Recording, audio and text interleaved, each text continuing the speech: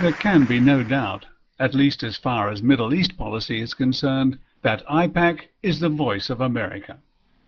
AIPAC stands for the American Israel Public Affairs Committee, and in case there is any doubt about its aims, its subtitle is America's Pro-Israel Lobby. There can also be no doubt that its policies put considerations for the state of Israel first, over and above any considerations for the safety and security of the United States and its citizens. The motives and aims behind the establishment and growth of AIPAC are boldly stated on its website. For more than half a century, the American Israel Public Affairs Committee has worked to help make Israel more secure by ensuring that American support remains strong. From a small pro-Israeli public affairs boutique in the 1950s, AIPAC has grown into a 100,000-member national grassroots movement described by the New York Times as the most important organization affecting America's relationship with Israel. Did you detect anywhere in that paragraph a mention of any benefit for Americans? I didn't, so let's see if there is any such mention in the next paragraph. As America's leading pro-Israel lobby, AIPAC works with both Democratic and Republican political leaders to enact public policy that strengthens the vital U.S.-Israel relationship. With the support of its members nationwide, AIPAC has worked with Congress and the executive branch on numerous critical initiatives, from securing vital foreign aid for Israel to passing legislation aimed at stopping Iran's illicit nuclear program. You should note that the word vital was used twice in that paragraph, but the question that Americans should be asking themselves is, vital for whom? Is it vital that your troops, your sons and daughters, are now being killed in Afghanistan and Iraq?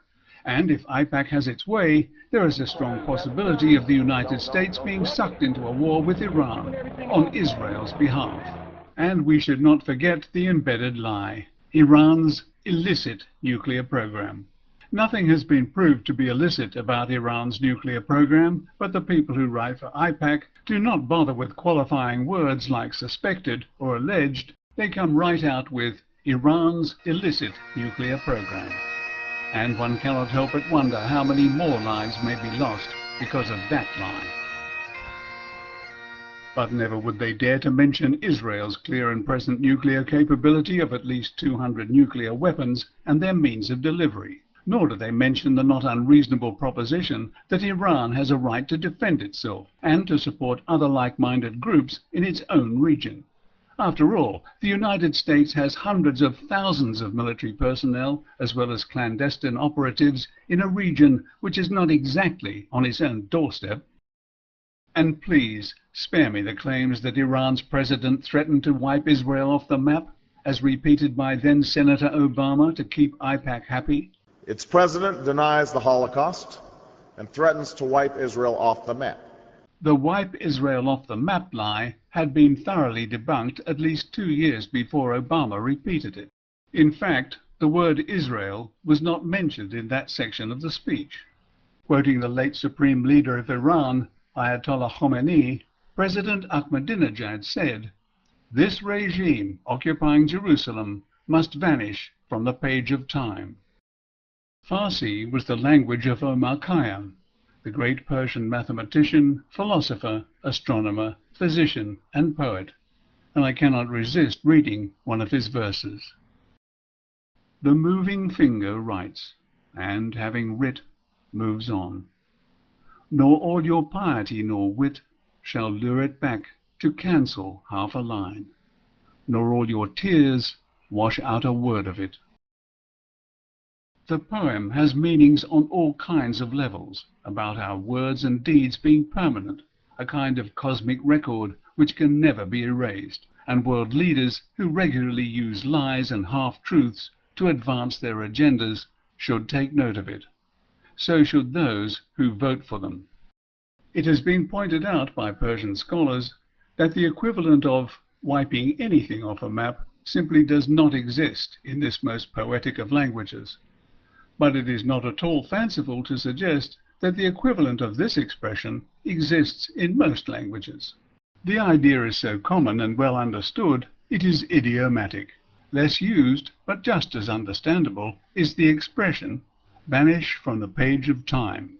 No honest translator could claim that the idiom nothing lasts forever could possibly mean I am going to kill you, or that the idiom vanish from the page of time could possibly mean wipe Israel off the map. But it suits Israel to perpetuate the myth, and what suits Israel suits AIPAC. And where AIPAC leads, Congress, and yes, the President of the United States must follow, if they all know what's good for them. And President Obama certainly did at his very first press conference in the White House. Mr. President, do you know of any country in the Middle East that has nuclear weapons? With respect to nuclear weapons, I don't want to speculate. What I know is this. Of course, he did not answer the question to which everyone else knows the answer. But since then, he has done nothing but speculate about Iran's nuclear program. Iran is breaking rules that all nations must follow. All nations, that is, except Israel. We have made it clear that we will do our part to engage the Iranian government on the basis of mutual interest and mutual respect, but our patience is not unlimited. This is not about singling out Iran. This is not about creating double standards. Technically, you are correct, Mr. President, because the double standards were created long ago. What you are doing is attempting to ensure that they are maintained, and that is one of AIPAC's main aims. In this graphic, the orange represents the population of the United States, approximately 310 million citizens, while the P represents the membership of AIPAC, a mere 100,000 people.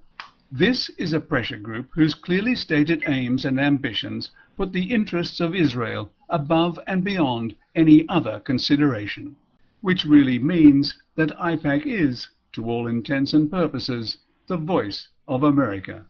And only when the voices of the majority of United States citizens are heard will this gross imbalance be redressed.